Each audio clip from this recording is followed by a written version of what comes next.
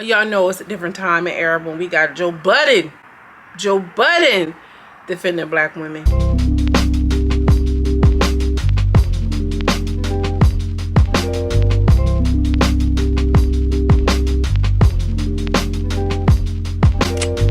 It's your Raven Lady Girl from Around the Way, where we have culture, conversation, and community. And in today's video, I'm coming to you all with some quick commentary on this whole Michael B. Jordan situation. We all seen that young lady bring, usher him over into her space and try to capture a quick moment. And she says, oh, because we know each other and we've been here and this, that, and the third. And he says, oh yeah, the corny one, right?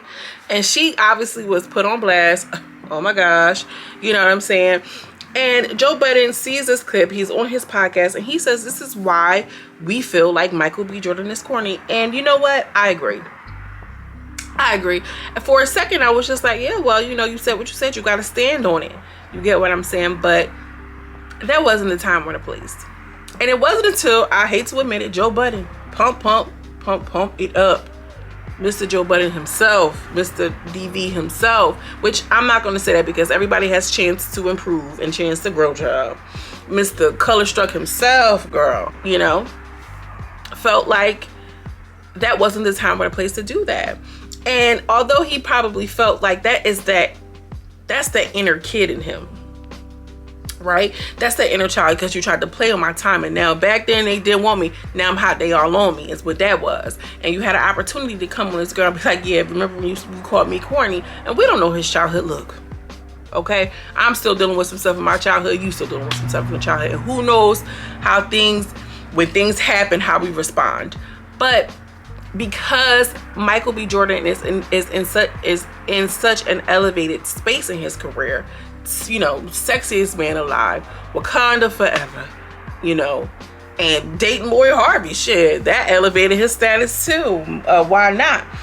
Because prior to that, we were kind of on him about his preferences of dating women,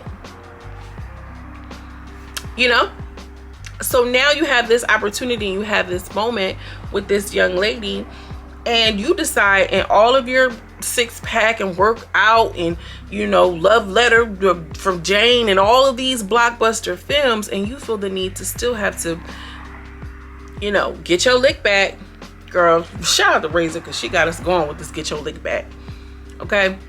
You felt the need to have that moment with her. Now I'm a little petty.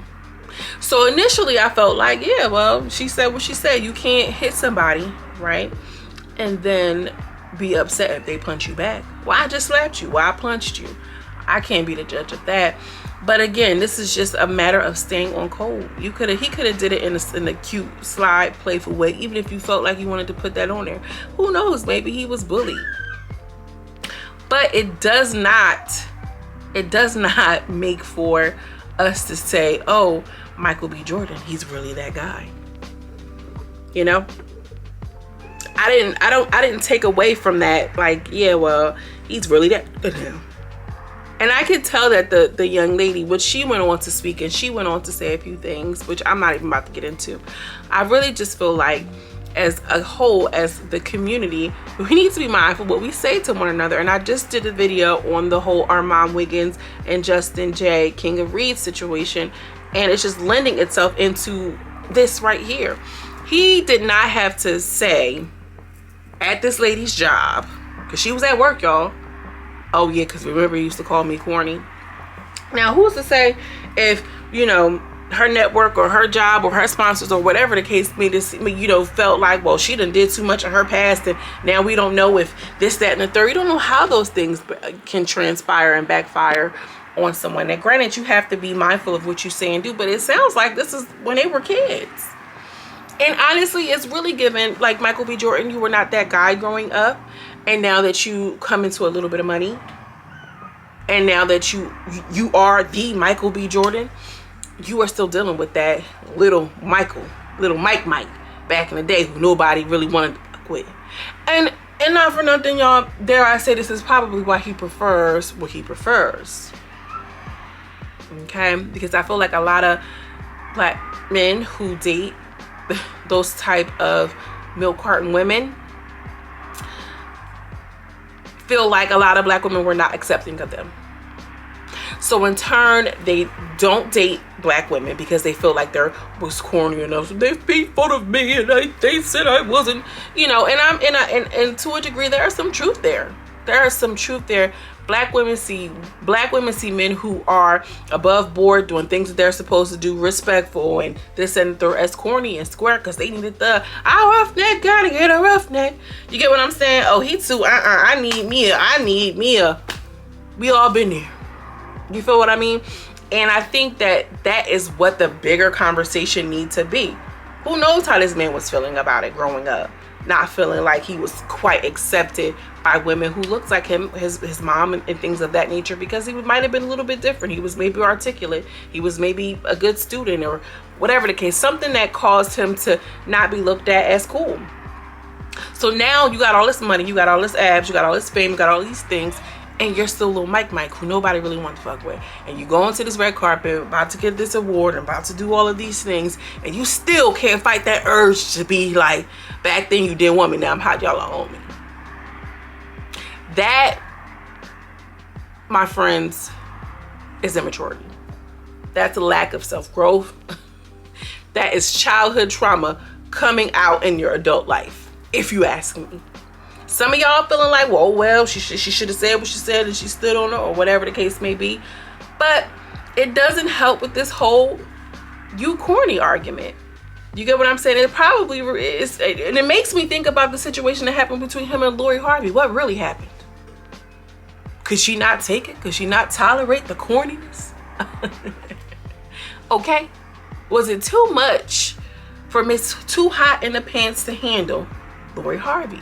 You get what I'm saying? Now, was the lady, I think the lady handled it as best she could. You know, I can't be the judge of that. I can't say either way. But I think that we need to be kinder to one another. And I think that we need to know when to stay on cold and when it's appropriate to make our point. When it's appropriate to let things go. Okay? He ain't have to go on that red carpet and do that to that girl. She knew who it was and what it was before he even walked on that red carpet, before she even arrived. There was no need for him to gut punch her like that, in my opinion. As a bona fide Hollywood movie star. And this girl is just out here blogging, trying to make it and make a name and a claim to fame for herself. Now, again, I understand the argument of you can't tell people how they want to get their lick back. But I'm curious to know what y'all think. Would y'all have handled this situation like Michael B. Jordan? Do y'all think Joe Budden has a point? Because, like he said, he went and done it to a milk carton journalist. No? So why do it to this young lady? Or do y'all feel like that girl, she did what she did, she said what she said, so now she got to stand on it. And she got to eat that. I am curious to know where y'all stand. I can see all perspectives. I can see all angles. But I want to know what you think. So drop down in the comments and let me know. Okay? Make sure you like this video if you like this type of commentary. As always, I'm sending you much love and much light. And I will see you in the next video. Peace.